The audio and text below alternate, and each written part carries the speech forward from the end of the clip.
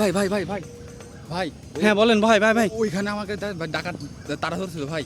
কোনখানে কোনখানে? ওইখানে ভাই, ওখানে আমি গেছি ভাই, ওখানে আমারে ভাই বলে প্যান খোল। কি ভাই আমার প্যান খুলতে বলে ভাই। এরা কোন ধরনের ডাকাত ভাই? জানি ভাই না আমরা তো। ডাকাত ভাই, প্যান খুলতে বলে। এরা টাকা পয়সা ধন দৌলত কিছু লুট করতেছি না, মান সম্মান ভাই আমি ছেলে মানুষ, আমাকে ভাই প্যান খুলতে বলে। প্যান্ট খুলতে বলে আপনাকে? হ্যাঁ। আচ্ছা, তার মানে আমি বুঝতে পেরেছি আপনি হিজড়াদের চক্করে পড়েছেন। এরা হিজড়া নামের ডাকা। ভাই আমি তো ভাই বেল মেল তাড়াতাড়ি করে বাইতে ভাই দৌড় মারিছি জোরে জোরে ভাই। আচ্ছা, দৌড় মারতেন, ভালো করেছেন। তাহলে তাড়াতাড়ি চলে যান ভাই আমাকে দোয়া করেন ভাই। চলে যান। আচ্ছা ঠিক আছে ঠিক আছে। আসসালামু আলাইকুম এভরিওয়ান, কি অবস্থা সবার, কেমন আছেন সবাই? আশা করি সকলে ভালো আছেন। তো আরও একটি নতুন ব্লগ নিয়ে আমরা চলে আসলাম। তো আমরা এখন রাইট নাও আছি কাব্যর নানির বাসায়, নানির বাসার পাশেই। তো এখান থেকে আমরা এখন ব্রিজে আসছি। কাব্যর নানির বাসার পাশে একটা ব্রিজ আছে, খুব সুন্দর। তো এখানে আমরা ঘুরতে আসছি। তো এখান থেকে আমরা যাব হচ্ছে কাজিরহাট ফেরিঘাটে। তো ব্লগটি দেখতে থাকুন। হে কাব্য, তোমার নানি বাড়ি এসে তোমার মানে অনুভূতি কি? নানি বাড়ি তো প্রতিদিনই আসি, নানি বাড়ি আসার অনুভূতি অনেক ভালো। আমার নানি বাড়ি তুমি এসে তোমার অনুভূতি কি তুমি তাই কও? ভালো লাগতেছে একটা কারণেই, সেটা হচ্ছে এই ব্রিজটা দেখে। এই ব্রিজটা অসম্ভব সুন্দর। কাব্যর নানি বাড়ির এই ব্রিজটা আসলে সুন্দর একটা ব্রিজ, ঠিক আছে। এই যে বিম ফাঁকা সুন্দর, তবে একটা জিনিস কি, এখানে কাঠ দিয়ে দেয়া, ঠিক আছে। বিম অনেক ফাঁকা। এদিক দিয়ে কাঠ দেয়া, আর হচ্ছে ওই আমরা যে ভাঙুরায় গেছিলাম, ভাঙুরার ওইখানে একদম লোহার দিয়ে দেয়া আছে। তো কাব্য এদিক দিয়ে হেঁটে হেঁটে চলে যাচ্ছে। আসলে মূলত এই ট্রেন লাইনের পাশে যাতায়াতের একটা পথ আছে, এটাই হচ্ছে সুন্দর একটা জিনিস। আর ওই ভাঙুরার ওইখানে ট্রেন লাইনের ঠিক মাঝখান দিয়েই যাওয়া লাগে।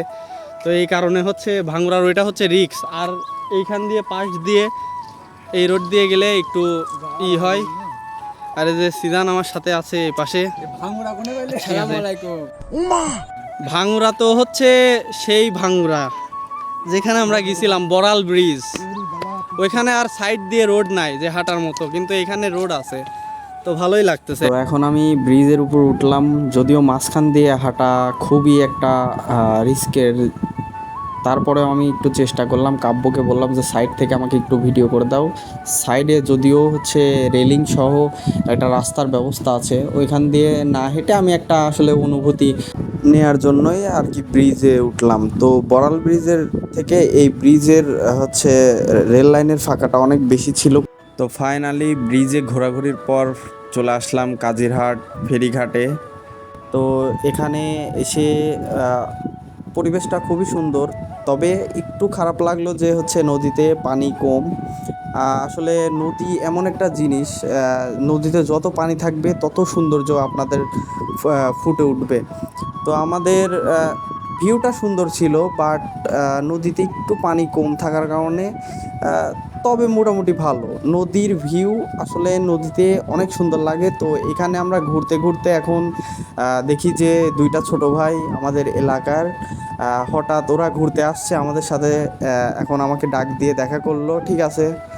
তো দুইজন ঘুরতে আসছে, আমাদের ওর সাথে দেখা হয়ে গেল। তো খুবই ভালো লাগতেছে আসলে যেখানেই ঘুরতে যাই। এর আগেও আপনারা দেখছেন যে দিলপাশারে ঘুরতে গিয়েছিলাম, তো আমাদের কিছু কাকা মামাদের সাথে দেখা হয়ে গিয়েছিল। এখানেও এসে দেখি যে আমাদের ছোট ভাইদের সাথে দেখা, এলাকার দুইজন ছোট ভাই ছিল, ওদের সাথে দেখা হয়ে গেল। তো খুবই ভালো লাগতেছে।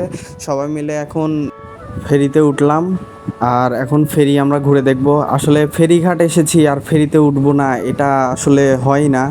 তো কাব্য বরাবরের মতোই কাব্যর পেজের জন্য ভিডিও বানাচ্ছে, আর আমিও আপনাদের দেখানোর সাথে ভিডিও করতেছিলাম। তো খুবই ভালো লাগতেছিল। আমরা এখন ফেরিটা ঘুরে দেখব। তো এখান থেকে আমরা এখন হচ্ছে ফেরির হচ্ছে সিঁড়ি করে উপরের দিকে উঠব।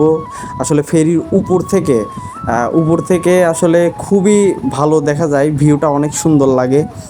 আপনারা যারা ফেরির হচ্ছে উপরে উঠছেন, আপনারা জানেন যে ফেরির উপর থেকে নদীর ভিউটা কত সুন্দর দেখা যায়।